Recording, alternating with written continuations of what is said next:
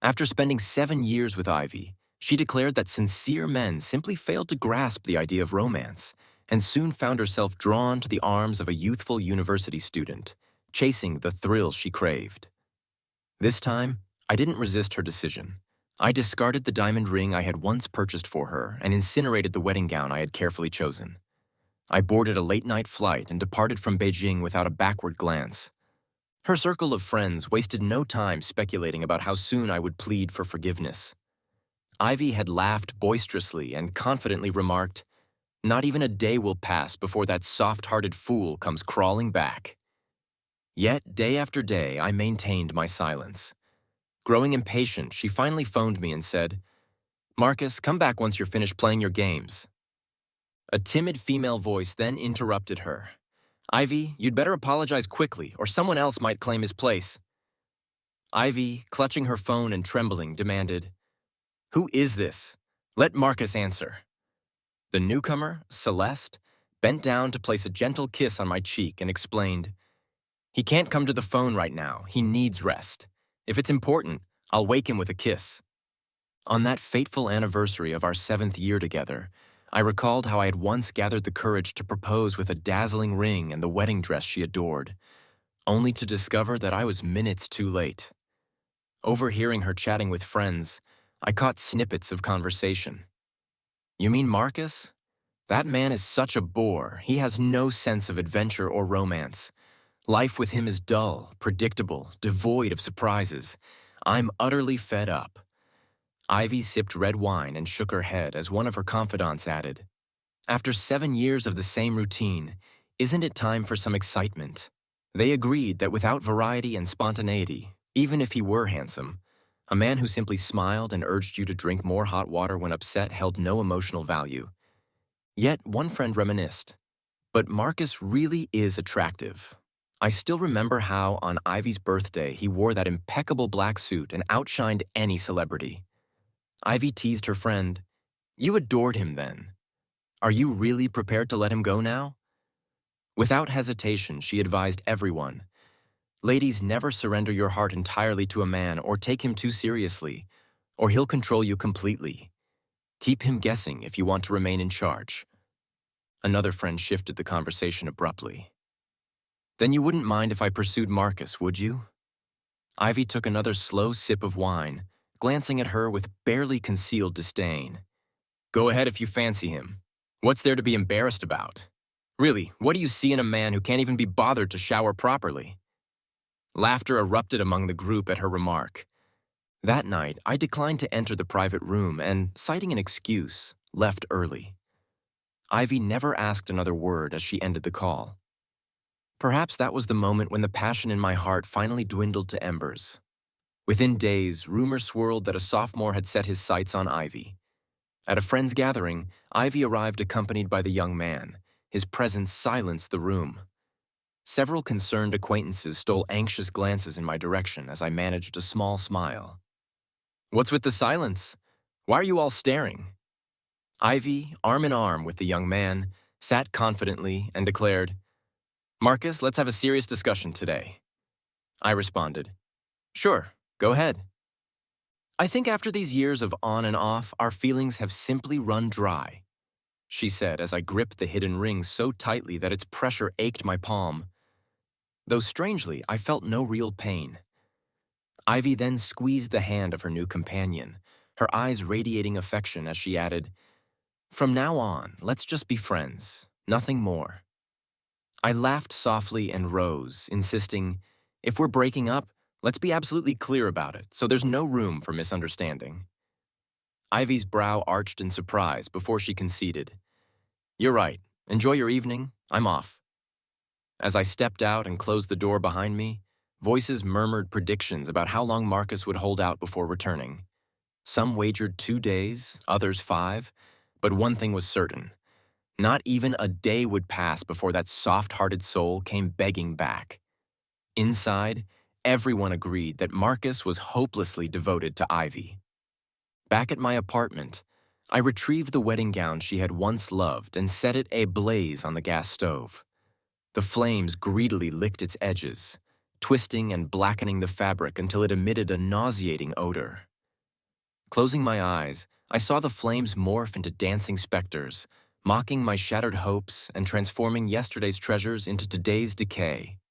Unable to endure it any longer, I turned off the stove, leaving scattered ashes that glowed faintly like fragments of lost memories bidding farewell. With a bitter smile, I collected the remnants and laid them on our old bed. For a moment, I even considered leaving a note for her, instructing her to handle the house and belongings as she wished. But then I booked a midnight flight, departing the capital to return to familiar grounds. Later that evening, when word of my departure spread among our mutual friends, they organized a reunion with old classmates. After a few rounds of drinks, another guest arrived. A few of our male classmates' eyes immediately brightened. "Celeste? What a rare sight!" one exclaimed. "Celeste, what brings you here tonight?" Her cheeks tinged with pink as she replied that she had just come over upon hearing about the gathering. As she spoke, her gaze met mine briefly before drifting away. A friend nudged me. "Marcus, isn't Celeste here for you?" I forced myself to look in her direction. She was taller than Ivy and boasted a more refined figure. Squinting for a moment, I almost dismissed the notion. "No way," I muttered. It had been years since we last spoke. But my friend persisted, calling out to her directly, "Celeste, let Marcus drive you home later. After a few drinks, it wouldn't be safe to take a taxi." Her eyes searched the room and met mine, and after a brief moment of silent understanding, she nodded. The reunion wound down, and I escorted Celeste back to her hotel. At the entrance, she unbuckled her seatbelt and expressed her gratitude. "Thank you for bringing me back tonight." I replied with a simple, "You're welcome?" As I reached to exit the car, a recollection of Ivy's parting words spurred me to act impulsively. "Aren't you going to invite me in for some tea?" Celeste blushed but did not remain silent. Entering the building, I stole another glance at her. "Celeste, aren't you afraid?" she asked, biting her lip with determination. "I'm not afraid," she declared, and then, unexpectedly, she kissed me in the elevator. For a moment, I was stunned. Yet, seeing the color on her cheeks, I lowered my head to reciprocate. Once inside her room, Celeste halted our kiss. "Marcus, if you have any regrets, now isn't too late to speak up," she murmured. I offered a playful smile. "Regret what? Why didn't you ask when you kissed me earlier?" Celeste fixed her gaze on me. "Are you serious?" she asked. The mixture of uncertainty, sadness, and resolve in her eyes made my heart ache. I said nothing further, instead drawing her into a gentle embrace. "I'm serious, Celeste. Just give me a little more time," I whispered, though my tone carried the weight of years past. On the 7th day after my departure, a message pinged in my phone from one of Ivy's acquaintances. "Marcus, when will you return to Beijing? No one here is planning to go back, and Sophie's birthday is coming up soon. Why not join the gathering?" I replied shortly, "No, please let her know that I'll send a gift." After a prolonged silence, the friend added, "All right then, take care of yourself." Meanwhile, another friend urged Ivy, "Ivy, why don't you call Marcus? He'll surely listen." Ivy's eyes flashed coldly as she scrutinized the text on her screen. Then, with sudden anger, she declared, "If he won't come back, then so be it. Marcus is probably just hurt. After all, you did go too far with that other guy. I've already ended things with him. What more could you possibly want?" Her friends tried to calm her, saying, "Ivy, don't be hasty. If he's really in pain, maybe he just needs time. You know how his temper can be when he's hurt." But Ivy's voice rose. "No one is allowed to contact Marcus. Even if he dies, don't you dare reach out to him." One friend teased, "Don't get too worked up. You only managed to avoid your stomach problems when Marcus was around. He's only been gone a few days, and you're already wearing yourself out." Every word from them darkened Ivy's features further until, finally, she stormed out into the cold night.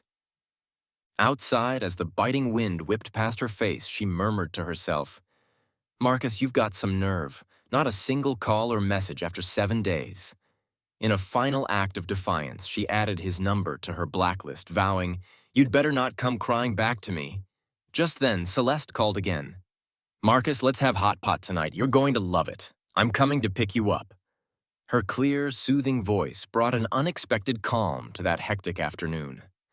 That evening, Celeste led me to an old Chongqing hot pot restaurant. The place was modest and time-worn, yet bustling with customers. Dressed in an elegant outfit that contrasted sharply with the surroundings, Celeste attentively wiped down my chair with a napkin, rinsed the bowls and chopsticks in hot water, and poured me some juice. Watching her handle such small tasks with care stirred in me a quiet realization. A delicate woman like her performing these trivial acts for me was a far cry from the years I had spent in an on and off relationship with Ivy. I recalled that in the early days when Ivy had fervently pursued me, I had reveled in being pampered. After university, we even lived together for over a year, and I found myself preparing meals and soothing her frequent stomach aches, acting as a sort of male caretaker. In doing so, I lost sight of myself and the importance of self-love. How could I ever expect her love to remain unwavering? Celeste's eyes softened as she remarked, Marcus, who is this beau you speak of? I was taken aback.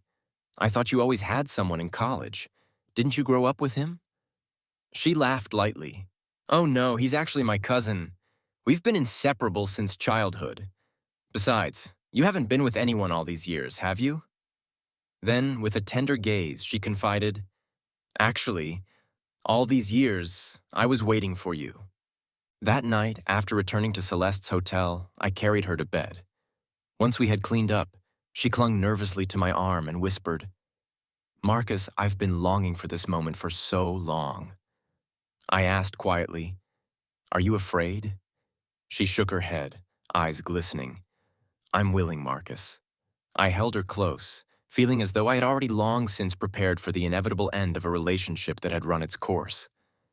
Despite the pain of our past, I found myself unable to offer any assurances.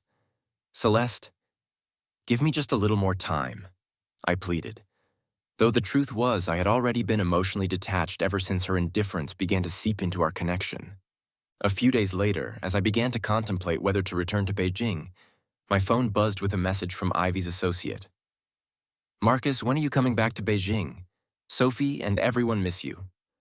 I simply replied that I wasn't planning on returning, adding, Please tell her I'll send a gift. Ivy's friend then passed her the phone. Ivy, why don't you call Marcus? He'll certainly listen, they urged. Yet Ivy's eyes grew cold as she scanned the message lines. Abruptly, she rose and declared, If he doesn't come back, so be it. Don't be rash. Marcus is probably hurt. I ended things with him, and nothing more is needed. In a burst of anger, she insisted, No one is to contact Marcus from now on, no matter what, even if he dies. One of her friends tried to reason, Calm down, Ivy. You only had a brief reprieve when he was around. He's just upset. But her words only darkened Ivy's expression further until she finally left the room in a storm of frustration. Descending into the crowded lobby, Ivy muttered to herself, Marcus, you really have nerve. Not a single call or message. At that moment, as I set down my phone, Celeste called again. Marcus, how about hot pot tonight? I'll pick you up. Her inviting tone, clear and soothing, immediately eased the tension of the day. We eventually arrived at the restaurant, where Celeste fussed over every detail, from wiping my chair to carefully arranging the cutlery. I couldn't help but sigh, thinking how fortunate a man like me was to have a woman as considerate as Celeste, especially after 7 turbulent years with Ivy. In a quiet moment as we shared a meal, Celeste inquired softly, Marcus, who was that other man you mentioned? I hesitated. I don't know. Haven't we drifted apart over the years? She laughed. He was merely my cousin, you see. We've been like siblings since childhood. And you? Have you really not dated anyone after Ivy? I paused, pondering the reality of my feelings. Actually, all those years with Ivy, perhaps I lost a part of myself. Celeste's gentle gaze met mine, and she admitted quietly, I've always waited for you, Marcus. That night, we returned together to her room. After our evening routine, I carried her to bed, and Celeste, clutching my arm, confessed, I've been yearning for this day for so long. I asked, "Are you not scared?" She shook her head, her eyes shining with both determination and vulnerability. "I'm not afraid." Yet, as we lay together, a moment of hesitation arose. "Marcus, if you have any regrets, now is the time," she whispered. I offered a small smile and murmured, "Regret what?" "I have no regrets." I gently brushed her face, my touch conveying the truth that the love I once felt had quietly faded in the face of endless years of uncertainty. Soon after, news of my absence reached Ivy. Messages flooded in, some urging me to return for Sophie's birthday gathering, others speculating about how long it might take before I changed my mind. Ivy's friend handed her the phone once more, and Ivy, now trembling, stared at the screen before abruptly exclaiming, "If he doesn't come back, so be it." Her friends tried to reassure her that Marcus might just need time, but Ivy's voice grew louder. "No one contacts Marcus, ever." Amid their conversation, Celeste's voice rang clear once again. "Marcus, let's have dinner tonight. I'll pick you up." That evening, Celeste led me to an unpretentious hot pot restaurant. The space was small and time-worn, yet filled with energy. Celeste, dressed impeccably, took care of every detail, from wiping down my chair to carefully pouring my drink. I watched her with quiet admiration. It was a stark contrast to my past life with Ivy, during which I had once cared for her every need, even to the point of losing myself. Now, as I observed Celeste's delicate attentions, I realized that perhaps I had the chance to rediscover who I truly was. Over time, Celeste and I grew closer. One night, after a few more shared hot pot dinners, I found myself questioning the future. "Celeste?" I asked softly as we sat together after our meal. "What am I to you now? A fleeting romance or something more lasting?" She hesitated for a moment before burying her face in my chest.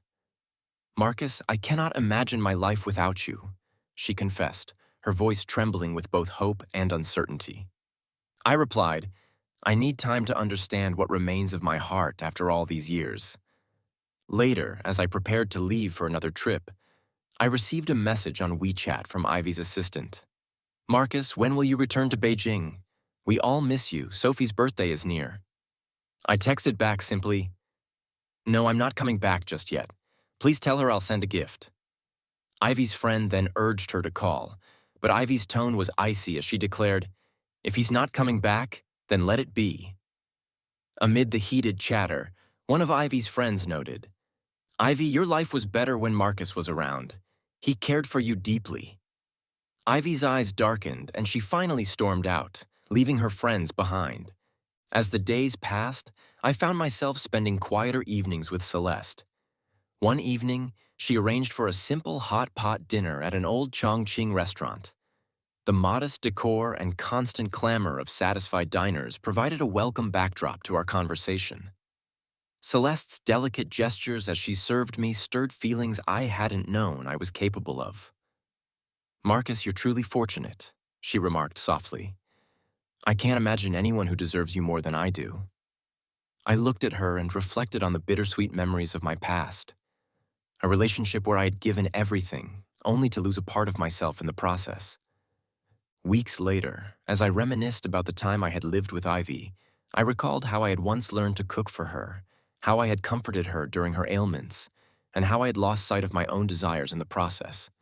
Now I began to question whether I could ever hope for a love as genuine and all-consuming again. Celeste's quiet reassurance seemed to challenge those old wounds, even as I struggled with the memories of Ivy's indifference and control. One night, after a long, inebriated walk home from a bar, I found myself in deep conversation with a close friend. "Marcus, when will you settle down? You're the only one among us who's still unhitched." He chided gently, half-jokingly. "I know, but I don't want to hurt anyone further. I feel as if I've lost the capacity to love fully," I admitted, recalling the years Ivy had gaslighted me into believing I was unworthy of a sincere, long-term commitment. My friend, after a long pause, patted my shoulder and said, "Marcus, you're incredible. You've always been outstanding, from winning scholarships to starting your own company. A man like you is in high demand. Don't let the past dictate your future. Call Celeste right now and cancel any plans to run away." Emboldened by his words, I dialed Celeste's number. The moment she answered, her face lit up in a joy I had not seen in years. "Marcus, I'm so happy you called," she exclaimed, her voice filled with genuine delight. I felt a lightness in my heart that I hadn't experienced in a long time. My friend, grinning proudly, remarked, "See, you deserve to be happy." I nodded slowly, realizing that I'd been foolish to let the ghost of Ivy's memory control my life. Perhaps, in time, I would learn that someone as sincere as Celeste would never let go once she had found the one she truly loved. In the days that followed, Celeste and I began to build a new routine. Amid the bustling streets of Hong Kong, we shared quiet moments that slowly mended the fissures in my heart. I began to appreciate how simple acts of care could spark hope where there was once only regret. Even when memories of Ivy's parting words and the burning of our wedding gown still haunted me, I found solace in Celeste's gentle touch and unwavering support. One afternoon, as I walked out of a bar and encountered a striking woman, let's call her Karen, smiling in the cool night air, I couldn't help but notice that she was, in every way, exactly my type. Ivy had once juggled multiple suitors and moved on with little regard. But with Karen, there was an innocence that reminded me of what might have been if things had been different. Still, I moved toward her slowly, caught in the bittersweet thrill of new beginnings while a part of me still lingered in the past. Yet, as the night deepened, Celeste and I found comfort in each other's arms. Amid whispered conversations and soft kisses, I teased her. "So what am I to you now? A casual fling or something real?" She coyly replied without waiting for an answer, burying her face in my chest. "Marcus, you have become so important to me," she whispered. And though I could sense the longing in her tone, I also knew that the scars from the past had not fully healed. I gently wrapped my arms around her, murmuring, "I don't want to know right now. I just want to hold you." In another part of our tangled lives, Ivy's world continued to unravel.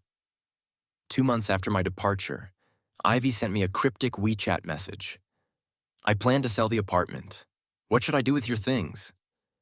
Perhaps she thought it was a subtle ploy to reach out or merely an excuse to stir old memories. I remembered that I had once left her a note instructing her to handle everything as she pleased. And so I chose not to reply. The apartment remained untouched, a silent mausoleum of what once was. Ivy often returned late at night, lying on the bed we had once shared, staying awake until dawn, reliving memories until finally, one unchanging night as the clock neared midnight, she picked up my number. In college, Marcus had been honest and unassuming, a boy from an average family who never had to worry about anything, nurtured by strict but loving parents. I recalled how nervous we both had been when we first spent the night together, her whispering promises as I held her tight afterward. "I'll never let you down. We'll be together forever." Yet, as fate would have it, those promises had long since faded into distant echoes.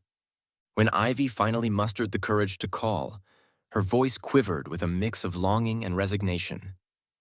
"Marcus, come back when you're done playing," she had said. But before her plea could fully register, a gentle female voice interjected. "Ivy, apologize quickly or someone else might take his place." That voice belonged to Celeste, who softly kissed the sleeping man beside her as she explained, "He's too exhausted tonight. If it's important, I'll wake him with a kiss." Ivy's heart broke all over again that night. Later, while walking alone in the early winter chill of Beijing, she carried the paper bag containing the wedding dress I had once burned, only to stop suddenly and, with a faint, mocking smile on her delicate face, toss it into the trash. 2 months after I left, Ivy sent another WeChat message, this time asking what should be done with my belongings in the apartment. I never responded. The apartment remained as if I had never left, and Ivy would often come back in the dead of night, lying awake on the bed we once shared. Then, 3 months after my departure, Ivy dialed my number again as midnight approached. I remember how in our college days, I had promised her eternal love with eyes red from emotion. But now, as I picked up the phone and heard her trembling voice, I could only reply, "Marcus, come back when you're done playing." In that moment, Celeste's voice interjected once more, leaving Ivy's tone shattered as she stammered, "Ivy, it's me. Celeste, where's Marcus?" Ivy's voice wavered. "He's asleep. If it's important, I can wake him with a kiss." And then the call ended abruptly, leaving Ivy with a cold silence that seemed to mock her desperate pleas. In the aftermath of that night, as the atmosphere grew tense and Ivy's friends tried to console her, one of them, Violet, finally spoke up. "What you did was too hurtful. Marcus is a man who deserves dignity and self-respect. Even if you no longer love him, you should have ended things amicably." Ivy's laughter was hollow as she replied, "Amicable? He slept with me for 7 years. I spent the prime of my youth with him. A woman's time is precious. How can he betray me over something so trivial? Why couldn't he just talk it out?" Violet's soft laugh was tinged with sorrow as she added, "Have you ever considered that a man's youth is also fleeting? Perhaps Marcus truly will never return, no matter how long you wait." Ivy's voice trembled ever so slightly as she realized that some things, once broken, might never be mended. After the call, I found Celeste embracing me from behind. Her chin rested on my shoulder as she softly whispered, "Marcus, will you go back to Beijing?" I replied, "I'm not planning to return for now. Who knows what the future holds?" Celeste fell silent for a moment before asking, "Are you saying you'll never get back with Ivy?" I hesitated, knowing that while nothing tangible remained of our love, I couldn't say with absolute finality that there were no lingering feelings. Celeste's gentle kiss and tender gaze pleaded otherwise. "Marcus," she said quietly, "please be with me." In the end, I gently pushed her away. "Celeste, I'm sorry. I can't promise anything," I confessed, unable to meet her eyes. Her own eyes brimmed with red tears as she asked, "Do you consider what we have to be just a fling?" I averted my gaze, too afraid that my uncertainty would shatter her hope. Finally, she collected herself, grabbed her coat, and walked toward the door. Pausing in the doorway, she offered me a sad, reassuring smile. "Marcus, I've waited 7 long years for you." I sighed deeply. "I don't mind waiting another 7, but I can't promise you anything." With that, Celeste left, and I sank into the sofa feeling completely drained. A heart weighed down by regret and the realization that I had once been so enamored with a pure soul that I now felt unworthy of such devotion. Later that night, as I left a bar where I had been drinking with friends, I encountered a familiar car. A striking woman named Karen stood there smiling under the night sky. She was captivating. Everything I had once dreamed of. Without hesitation, I walked toward her and, in the midst of the bustling crowd, we shared a kiss that felt both urgent and tender. "Celeste, do you have a fever?" I teased gently, touching the back of her neck as her warm skin pressed against mine. "Marcus, I don't know what it is about you, but I feel this way whenever we're together," she whispered, her voice full of longing. I laughed softly, lowered my head, and kissed her again, thinking perhaps that with time, our shared moments might lead us to something better. As the evening unfolded, Celeste playfully asked, "Marcus, what am I to you now? A casual fling or something more serious?" I hesitated, choosing not to answer directly. Instead, I wrapped my arms around her, whispering, "Girlfriend." At that moment, Karen's car pulled up at the entrance of a narrow alley. Karen stepped out and walked slowly toward an old tailor's workshop tucked away among the buildings. A tailor known for restoring even the most delicate garments. There I learned that the wedding gown I had once burned had been nearly restored to its former glory by that very tailor. Karen paused in the alley, lost in thought, realizing that perhaps she too had been chasing a lost love. As she prepared to leave, her phone rang. A message from Sophie. Nervous, she answered, only to hear a whispered rumor. Marcus had been spotted in Hong Kong with Celeste. For years, Ivy had clashed with Celeste, especially after a fierce rivalry over a coveted designer position in Paris 2 years ago. Ivy had been so confident until Celeste had effortlessly claimed the prize. Since then, their animosity had simmered beneath the surface. Celeste tried to reassure Ivy that the rumor was likely nothing more than a meal together. But Ivy's grip on her phone tightened as she listened. With a calm voice that masked her inner turmoil, she asked, "What exactly did they say?" The reply was chilling. Someone had seen Marcus in Hong Kong with Celeste. Ivy's heart pounded as she ended the call. With a faint, mocking smile, she tossed the paper bag containing the restored wedding gown into a trash can and got into her car. 2 months after Marcus left, Ivy sent him one final WeChat message. "I plan to sell the apartment. What should I do with your things?" Perhaps it was a final bid for closure, or maybe a desperate hope for his return. Either way, Marcus never replied. The apartment remained untouched, a silent testament to the past. Ivy began visiting the apartment late at night, lying on the bed we once shared, and spending long, sleepless hours until one fateful night she dialed Marcus's number as the clock neared midnight. In our college days, I had promised her with tearful eyes, "I'll always be with you. We'll be together forever." But now, as I answered the phone, her voice, filled with both longing and reproach, spoke the words, "Marcus, come back when you're done playing." Before she could say more, a gentle female voice interjected, "Ivy, apologize quickly or someone else might take your place." That voice was Celeste's, and as she gently kissed the sleeping man beside her, she explained, "He's exhausted tonight. If it's important, I can wake him with a kiss." In that moment, Ivy's heart shattered yet again. Later, while sitting with her friends amid the chaos of a minor accident caused by a toppled wine glass and a shallow cut on her hand, Ivy tried to maintain her dignity even as tears welled in her eyes. Sophie hurriedly handed her tissues, and as Ivy dabbed away the salt of her sorrow, she muttered, "Marcus never bought anything from that brand. He never cared about these trivial things." Sophie attempted to reassure her. "Ivy, you know he cares about you deeply." But Ivy shook her head, insisting that his care was nothing compared to what she deserved. In a desperate moment, Sophie snapped a photo of Ivy's injured hand and sent it to Marcus via WeChat. Almost immediately, the phone rang. "I told you Marcus cares so much about you," Sophie whispered excitedly as she handed the phone over. Ivy's expression softened for a moment, though she hesitated to answer. Finally, Sophie put the call on speaker, and as Marcus's deep, steady voice filled the room, Ivy's lips tightened. "Sophie, what is wrong? Are you hurt?" Sophie explained that the bleeding was severe and begged Marcus to come back immediately, but the call abruptly ended. Sophie's smile froze as silence descended. Amid the stunned quiet, Ivy laughed hollowly.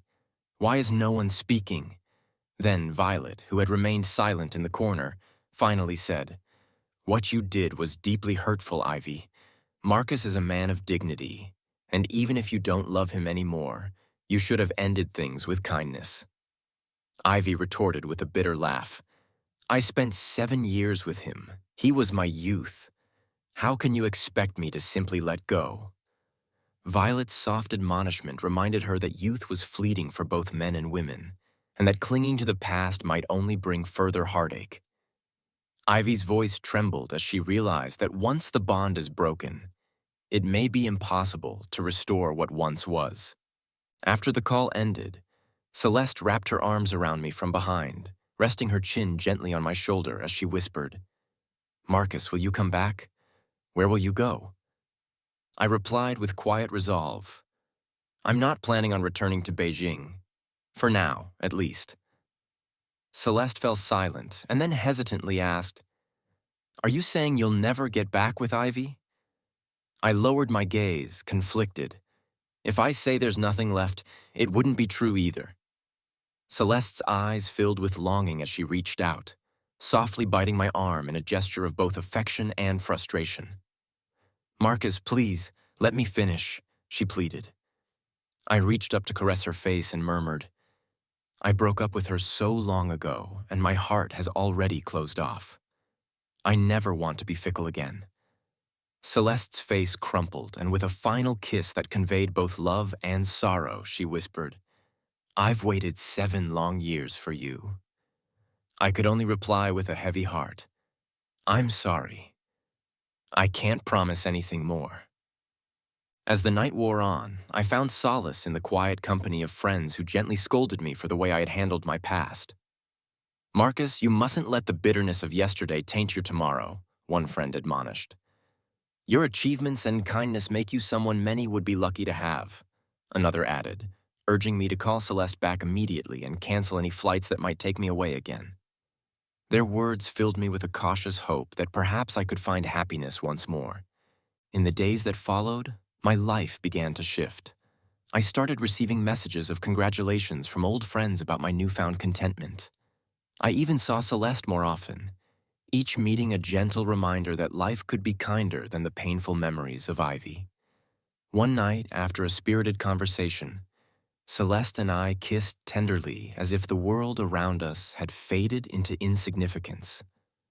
"Marcus," she whispered, "what do you call this now? A fleeting moment or a promise of something lasting?" I hesitated only a moment before answering, "A promise of love, my dear."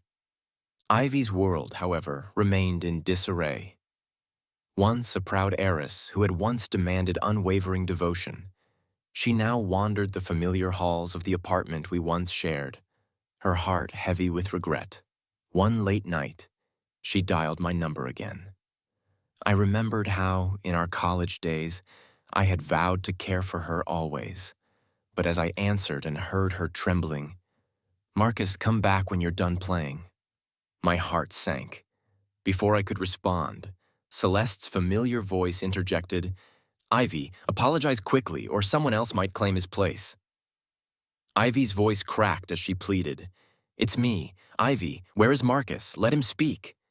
But Celeste calmly explained that he was resting, adding, "If it's important, I'll wake him with a kiss." That was the final blow, a moment when Ivy realized that the man who had once promised her forever had already moved on. Later, as I walked out of a revolving door with Celeste that night, laughing and chatting, I unexpectedly saw Ivy stepping out of a car. I froze in place as memories of our past collided with the present. Celeste's hand squeezed mine in silent support, while Ivy called my name softly, just as she used to when we were passionately in love. Yet in that instant, I felt an indescribable sorrow, a mourning for the Marcus who had once believed in an undying promise, and for the Marcus who had let go completely in just a few days. Ivy's eyes shone with tender longing as she pleaded, "Marcus, let's get married when we return. Let's build a life together."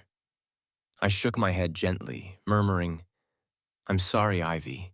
I've already chosen another path." Holding Celeste's hand tightly, I affirmed, "Yes, I'm serious," while Ivy's face turned ashen as she stared at the matching rings on our fingers, remnants of a past life neither of us could reclaim. Ivy's bitter laugh broke the silence as she sneered, "Do you really believe she cares about you? After fighting so fiercely for a position 2 years ago, now she clings to you. Don't you see? Your love with her will only be another 7 years of monotony." Her voice trailed off, and in that moment, I felt a profound relief mixed with regret. I no longer mourned the loss of something that had once been, but instead, I recognized that life was too short for endless regrets. I silently wished Ivy well as she disappeared into the night, her car swallowed by the dark horizon, taking with it the memories of a time from 17 to 24 that had vanished like the last rays of the setting sun. From that day forward, Ivy became just another ordinary name in the background of my life. A chapter I would remember but never actively dwell upon. Marcus, my close friend, gently tugged my arm, and I smiled softly. "Let's go home." Later that night, after I had proposed to Celeste and we both indulged in a bit too much drink, her words lingered in my mind. "We will never go through another 7-year heartbreak. Our vows are real." I had believed in Celeste, but more than that, I believed in myself and the possibility of a sincere love that wouldn't be tarnished by endless compromises.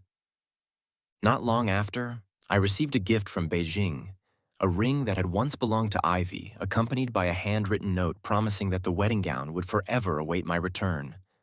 Celeste caught sight of the note and, with a tinge of jealousy, remarked softly, "Too bad you won't let me have a chance."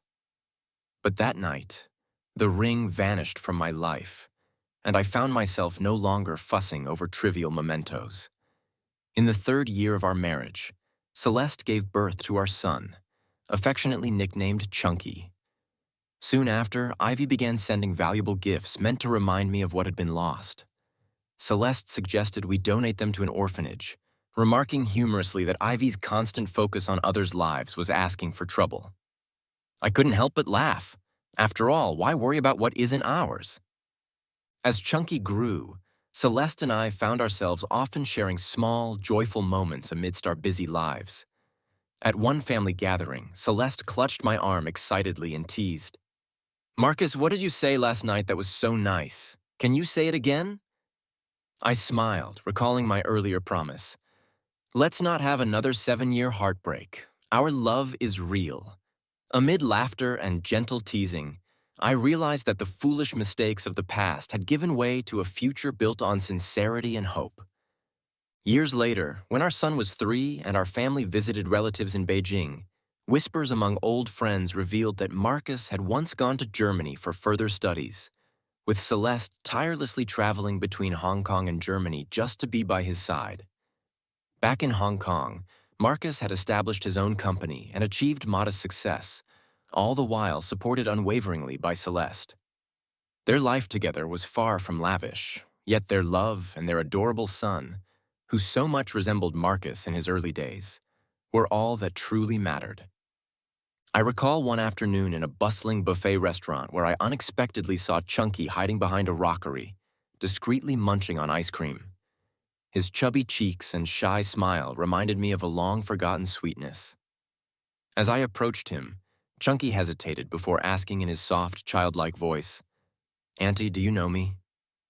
Overwhelmed by emotion, I mustered a smile and replied, "Yes, sweetheart, Auntie knows you well. And what's your little nickname?" He beamed and said, "Chunky, that's my name." I kissed his soft cheek, urging him playfully, "Now, go find your dad," watching him scamper away like a cherished, fleeting dream. In that bittersweet moment, I realized that while Marcus and I had each embarked on different paths, every chapter of our past, joyful or painful, was part of the tapestry of life. I thought, if I could turn back time, I might have clung to the promise I once made. Yet, life was too far gone to rewrite fate. The memory of Ivy, once a towering presence in my heart, was now reduced to echoes in a distant corridor. Ivy's story, once filled with grandeur and passion, had transformed into a narrative of regret and fleeting hope. Marcus, who had loved her sincerely for 7 long years, had ultimately let go in just 7 days. When I finally saw Ivy on the street one last time, her eyes searching for something lost in the twilight, I knew it was truly over. Her voice, soft yet resolute, called out, "Marcus, let's return together and build a life." But I could only shake my head gently and whisper, "I'm sorry, Ivy. I have a new love." Celeste's hand squeezed mine as I declared firmly, "Yes, I'm serious." Ivy's face drained of color as she stared at the matching rings on our fingers, the very rings we once wore together. Ivy then let out a low laugh, bitterly asking, "Do you think Celeste truly cares about you? After all we shared, are you so naive?" I could only muster a soft response as she challenged, "Don't you fear that being with her will lead you down the same 7-year path?" In that final moment, as the ambient music faded into silence and something inside me finally broke free, I felt an immense relief mixed with an enduring regret. A farewell to the love that once was, and a cautious embrace of a future that now belonged to Celeste. I watched Ivy turn and walk away toward her car, her figure diminishing into the horizon as the sky shifted to a pale rose blue. It was as though the 7 years, from 17 to 24, had vanished along with her. I realized then that Ivy would become just another ordinary name in my memories. I wouldn't strive to forget her, but I would no longer give her the space my thoughts once did. Marcus's friend led me out that night as I headed home. "Let's go," he said softly.